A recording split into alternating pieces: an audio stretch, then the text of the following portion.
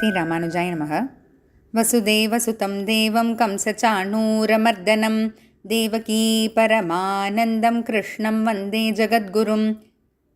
மூகம் கரோதி வாசாலம் பங்கும் லங்கயதே கிரிம் யத்கிருபாதமஹம் வந்தே பரமானந்த மாதவம். நாள்தோறும் பகவத்கீதையில் இதுக்கு முந்தின தொடரில் நம்ம 3வது அத்தியாயத்தில் 8வது ஸ்லோகம் பார்த்துட்டோம்.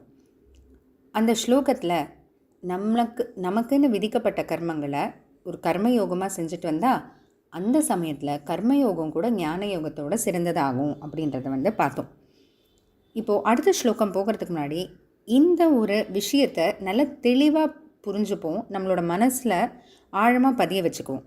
அதாவது கர்மயோகம் ஏன் சுலபமானது, why it is a better option, ஏன் கர்மயோகம் பெட்டர் ஆப்ஷன். ஏன்னா ஸ்லோகம் மூலமாக நம்ம பார்த்துட்டே வரோம், இருந்தாலும் அதை மொத்தமாக ஒரு சேர்த்து ஒரு 4-5 பாயிண்ட்டாக பார்த்துடலாமா. 1வது, சின்ன வயசுலேருந்தே கர்மயோகம்ன்றது கர்மம் செயல்கள்ன்றது நமக்கு பழக்கப்பட்டது. சின்ன ஒரு குழந்தையாக இருக்கிறதுலேருந்து அடுத்து வளர்ந்து நடக்கிறதா இருக்கட்டும், பசிக்குதுன்னா சாப்பிட்றதா இருக்கட்டும், எல்லாமே நம்ம செயல்கள் மூலமாக செயல்பட்டே பழகிட்டோம். அதனால் அது சுலபமானது. 2வது, ஞான யோகத்தை போல் கர்மயோகத்தில் நம்ம நம்மளோட புலன்கள், நம்ம கண்ணு காது மூக்கெல்லாம் அடக்கணும், மனசெல்லாம் அடக்கணும் அப்படின்ற அந்த பெரிய கஷ்டமான விஷயங்கள்லாம் கிடையாது.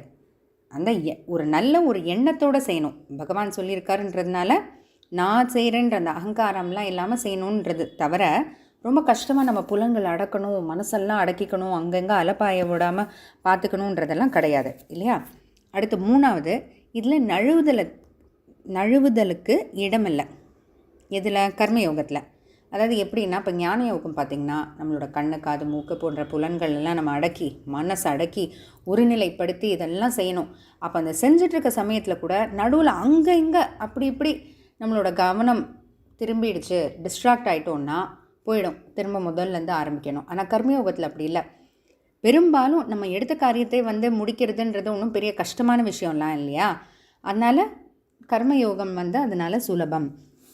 ஏன்னா இப்போ ஞான யோகத்தில் பார்த்தா புலன்கள் அடங்கினாலும் மனசு அடங்கணும்னு அவசியம் இல்லை. அதை தான் நம்ம 6வது ஸ்லோகத்தில் பார்த்தோம் இல்லையா. கர்மேந்திரியாணி சம்யம்ய ய ஆஸ்தே மனசாஸ்மரன் இந்திரியார்த்தான் விமூடாத்மா மித்யாச்சாரஸ்ஸ உச்சியத்தை அப்படின்னு. அதாவது நம்மளோட புலன்களும் மனசும் ஒத்து போகாமல் இருந்துச்சு அப்படின்னா அப்போ பொய் ஒழுக்கம் படைத்தவன் ஆகிடுவோம் அப்படின்னு. அதனால் புலன்கள் அடங்கினாலும் மனசடங்காது, மனசடங்கினாலும் புலன்கள் அடங்கலை அப்படின்ற அந்த ஒரு பிரச்சனை எல்லாம் இல்லை. ஒரு செயல் எடுத்திருக்கோம், அது நல்ல எண்ணத்தோடு செஞ்சு முடிக்கணும் அப்படின்றது மட்டும்தான். 4வது, கர்மயோகத்துக்குள்ளேயே அறிவு ஞானம் அப்படின்றது இருக்குது. அதாவது இப்போ கர்மயோகம் செய்யும்போது நம்ம என்ன எண்ணத்தோடு செய்கிறோம், பகவான் சொல்லியிருக்கார் அப்படின்றதுனால செய்கிறோம்.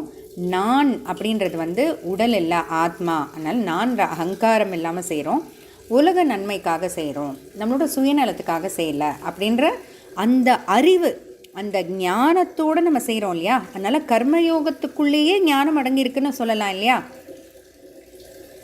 அதுபோல் அடுத்து 5வது, ஒரு ஞான யோகிக்கு கூட கர்மயோகம் விடாது.